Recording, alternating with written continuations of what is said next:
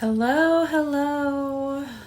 Welcome back to From Religion to Woohoo.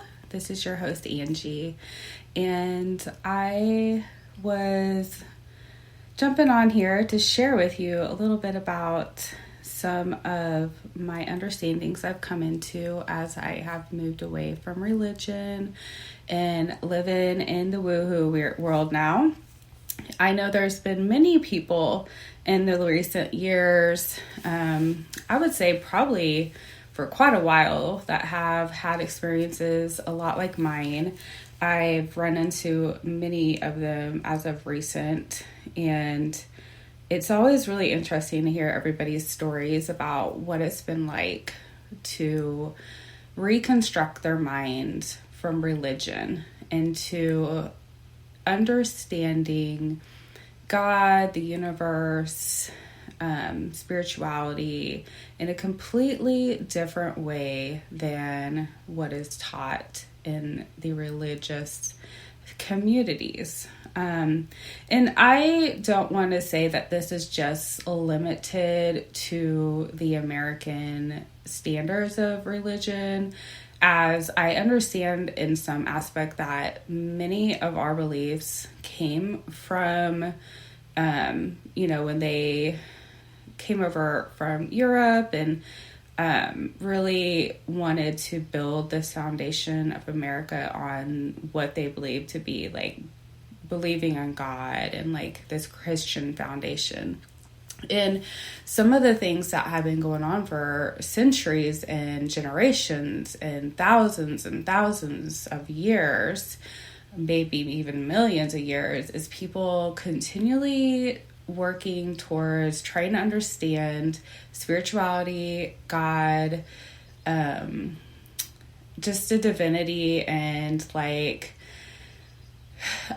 what I've come to truly understand is the human experience and humans trying to come back into their authentic self. And deep inside everybody, there's this knowing that they're from something bigger than themselves. They're created and they are linked to something that is out there, like is usually what it's represented as.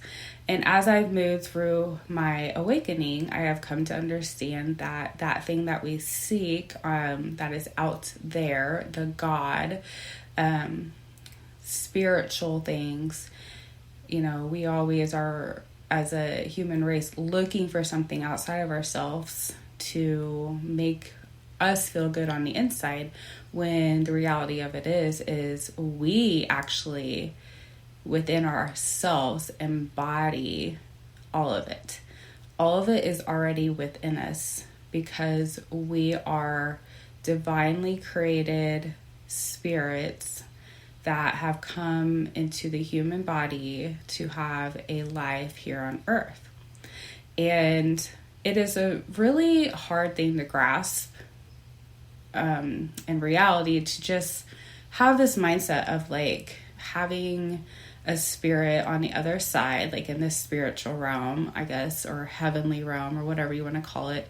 And that spirit wanting to come and have an experience like this on earth, because earth is not very fun sometimes. We have like all these really difficult moments in our lives that we have to figure out or overcome. And some of us, don't always make it through. And our bodies, do not survive the earthly experience. And I mean, nobody's body does.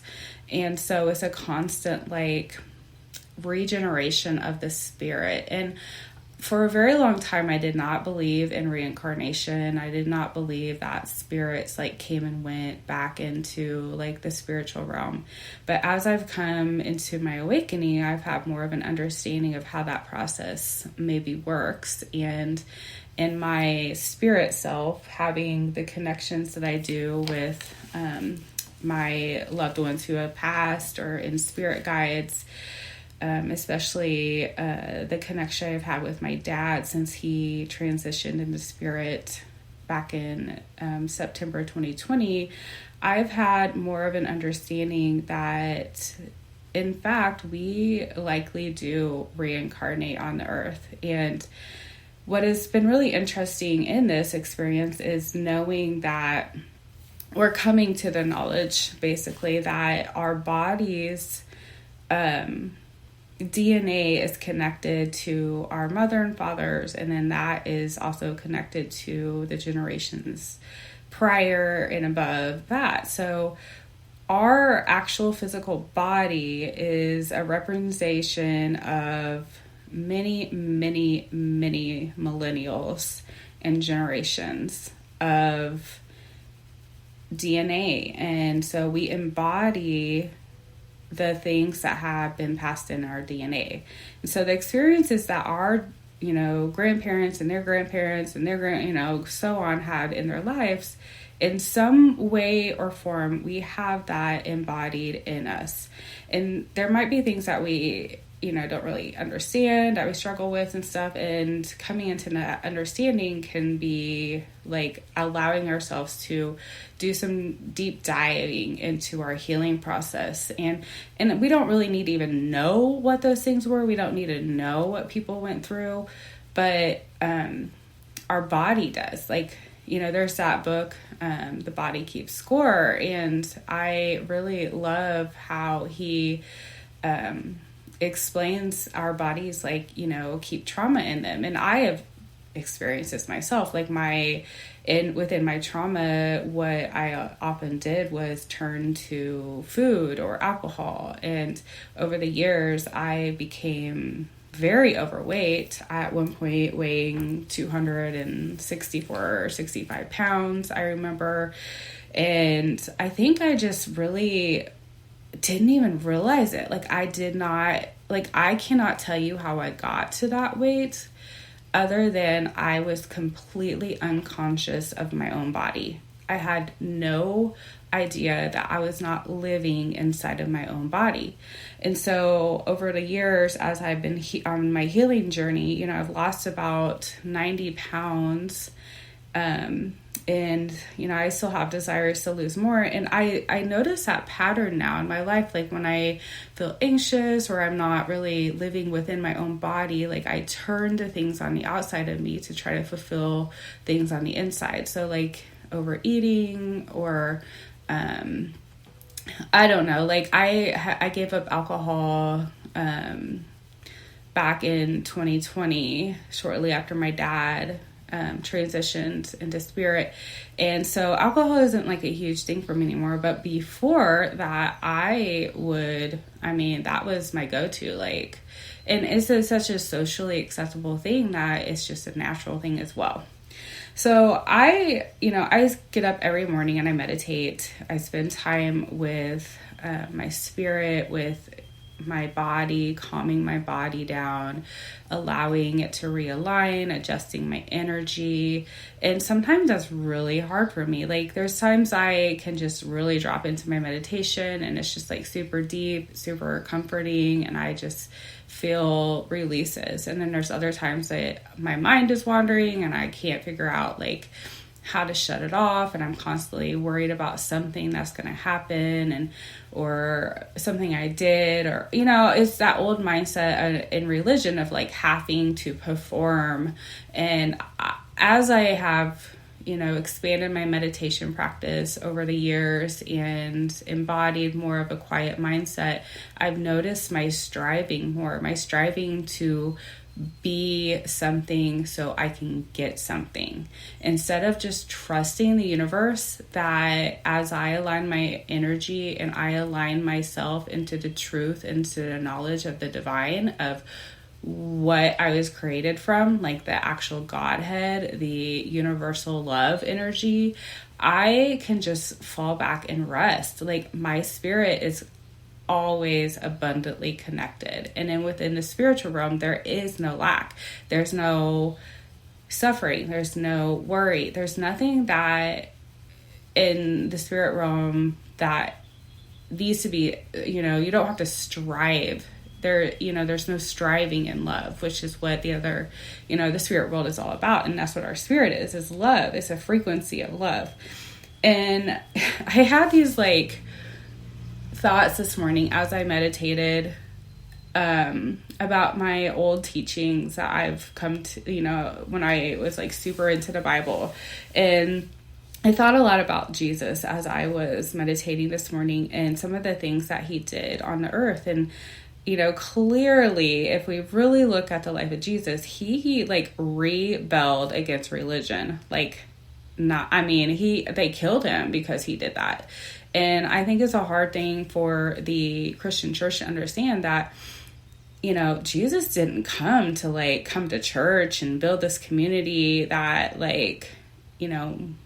met every few days and only stuck within this time. He built this community of quiet your mind, go inward, allow yourself to realign with the love and the energy of God, take off your blinders, be truthful, like, speak your truth, be authentic. Like, you are a healer. And then he would even say things like, you will do greater things than I, you know? And so all these things came to my mind, and, you know, religion just gets it so wrong. Like, what Jesus was trying to tell us. And two of the stories that popped out to me in my meditation this morning was, you know, I've always kind of in my religious mindset and fear-based thinking, I was always turned away or taught to turn away from like manifestation or law of attraction and stuff like that. And I had this epiphany this morning that there are parts of like teachings in the Bible about manifesting, like the manifesting of the gifts in I believe it's 1 Corinthians 12. So you can look through there if you have a Bible or you want to read through that.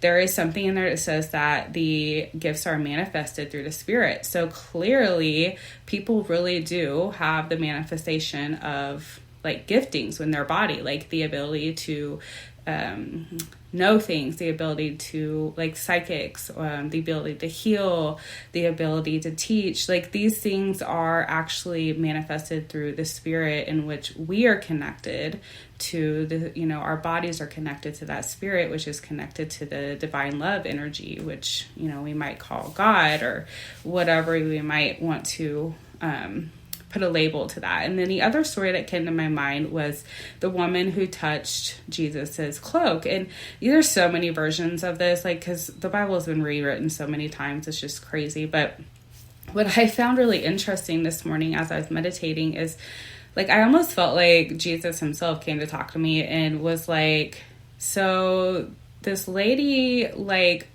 just had this idea that she needed to touch, you know, my clothing and she'd be healed. Like, she just believed she would. And it just dawned on me, like, that is law of attraction. That's manifestation. That's putting something out there and trusting that it's going to work.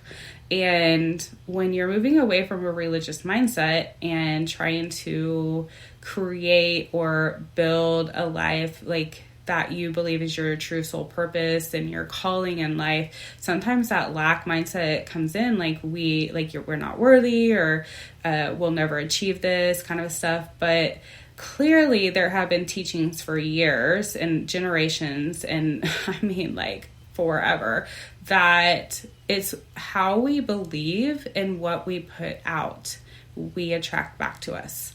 And so as you move from a religious mindset and into the woohoo thinking, I, you know, encourage you to think about these things. Like, they're not scary. They're not demonic. They're not the things that we've been taught to believe about these things. And so, trusting the universe, trusting there's an abundance for us and that we can tap into that at any moment. So I just wanted to share that this morning. And as I move through today, I'm going to work on it myself. And so I encourage you to really work on that lack mindset and trust the universe as you move forward as well. So I wish you the best day, evening, night, whatever time it is for you. And I will see you back here, or talk to you or whatever next time I'm here. Namaste.